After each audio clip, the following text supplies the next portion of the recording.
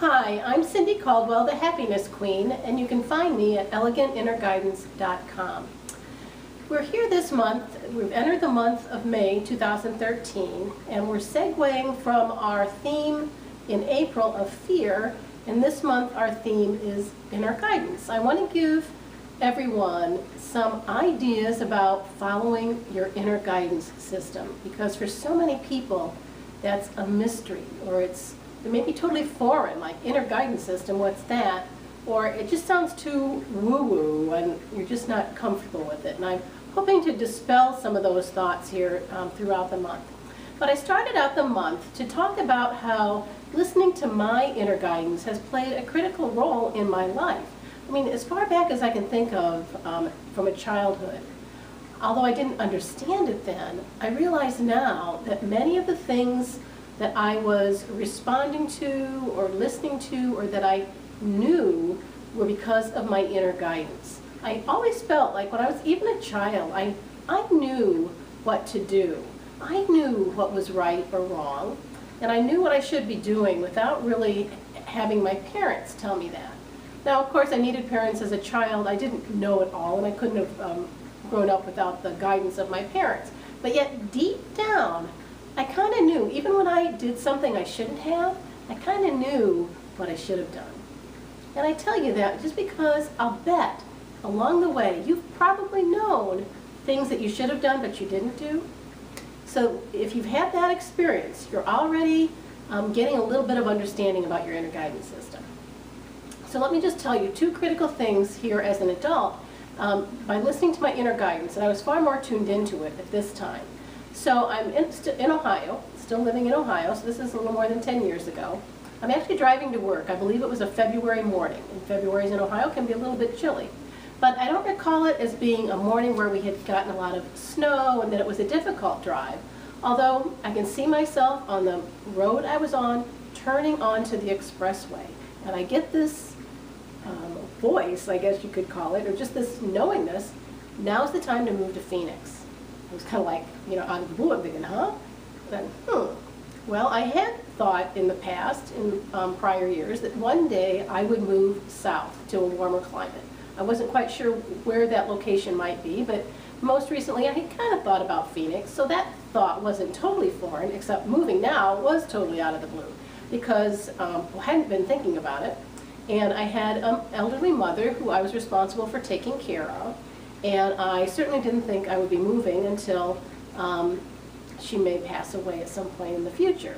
So that was a totally foreign thought to me, but I thought, well, let me just think about it, and ultimately I thought, well, let me just ask Mom. All she can say is, no, I'm not going to move with you, and then, okay, fine, we'll just live here for a little while longer, then maybe sometime in the future I'll move. But lo and behold, Mom said, well, sure, let's go do it, and I took maybe a February to September process, and lo and behold, now I'm in Phoenix.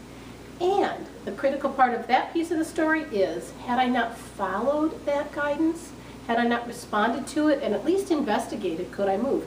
Did Mom want to move? Could I afford the real estate here? What would I do about a job? Well, I just decided, well, let's just explore all of those things. So I didn't stop it, I allowed it to unfold, and I followed my guidance.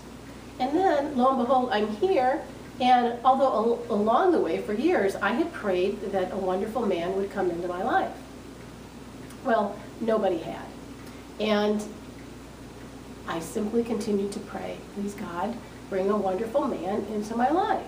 But my focus continued to be, just be the best woman I can be.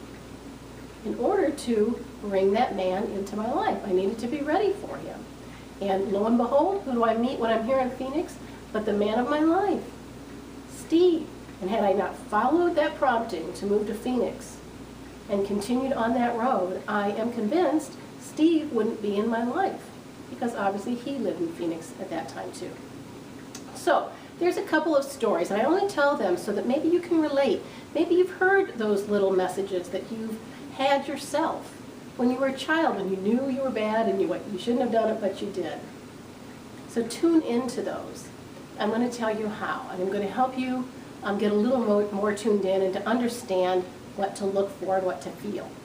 So inner guidance, for me, they're actually feelings. They're little messages. I kind of feel these things. Like I felt years ago something about in business with my husband. And that was years ago when I was in Ohio and I had no husband. And I didn't know what to do with that information. But I just sort of set it aside and just kept progressing in my life. And lo and behold, here, now that Steve's in my life, we are doing business together. So things sometimes need to unfold, but you need to listen to the promptings that you're having today. And for me, those kind of reside in my lower abdomen. I get this feeling down in my gut. You've heard this saying, you know, I felt it in my gut, or I had this feeling. Those things aren't necessarily things that you should discard. You might have to play with them a little bit, kind of contemplate, you feel something, and really think, is that valid? And over time, if they're valid, they're going to pop up again. Just as that message about being in business with my husband popped up for, I bet, for 20 years. But you know they're valid when they continue to do that. But if you have feelings in your lower gut, in your abdomen, I've heard, although this doesn't happen for me, that some people just sort of feel it in their heart area, some people in their throat. I can't vouch for that, but if you might feel it in those areas, it could be valid. But you just simply get this knowingness, this feeling. It's kind of like a voice. The direction sort of articulates itself to you, like move to Phoenix. There were no voices saying that to me. It was just this knowingness at that time.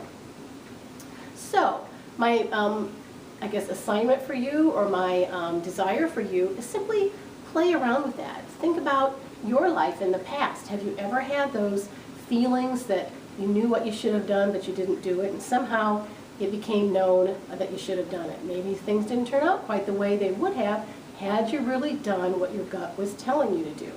Many of us call it intuition. We think, I should have known. You know, why did I do that? I should have known better. And so often it's because there's other people in our life directing us to do other things, and so we think, well, you know, that's not such bad advice, and maybe they know more than I do, so I'll do that. I've had those circumstances in my life too. And almost every time, they've never turned out right. And every time I've said to myself, I should have listened to my gut. I should have listened to my intuition. Those were the days before I really understood my inner guidance. So think about it. What times have you done things you knew you shouldn't have done, and that you should have listened to that intuition, that inner guidance? Think about it. And next week we're going to talk more about your inner guidance, how to better tune into it, and how really that's the clue. Listening to those things are the clues for living the life that you're here on this earth to live. I'm Cindy Caldwell, the Happiness Queen at ElegantInnerGuidance.com. Thanks so much for stopping by.